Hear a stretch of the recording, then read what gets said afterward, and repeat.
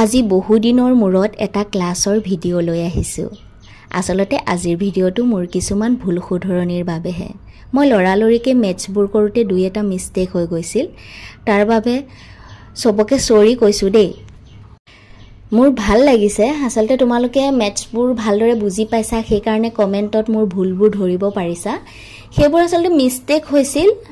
তাৰ মেথডবোৰ একেই হয় তথাপিও মই মোৰ মিস্টেক এটা আজি শুধৰাব বিচাৰিছো ভিডিঅ'টোৰ জৰিয়তে মোৰ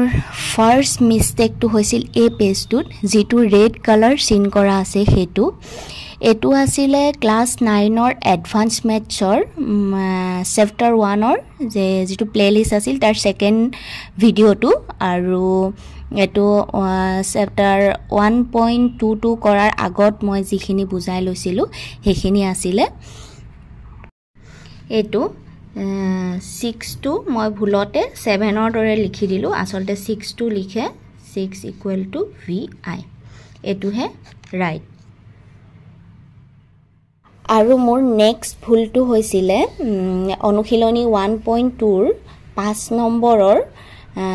4 টোত 4 টোত একেবাৰে শেষৰ লাইনটোত যেটো ৰেড কালাৰ সিন কৰা আছে এটোত ইয়াতে কি হয়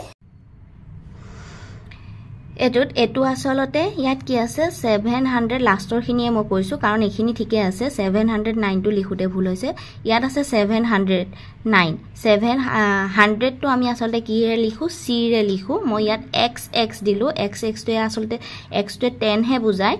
গটিকে এটো কি হ'ব mdxiv পৰত বাৰ dcc ix এটো হে ৰাইট এটো মই ভুলতে xx দি দিলো গটিকে শুদ্ধ কৰি লবা dcc ix হ'ব এটো শুদ্ধ থ্যাংক ইউ মোৰ চকুত পৰাৰ ভিতৰত এইকেইটাই আছিল আৰু যদি কিবা আছে প্লিজ কমেন্ট কৰি জনাবা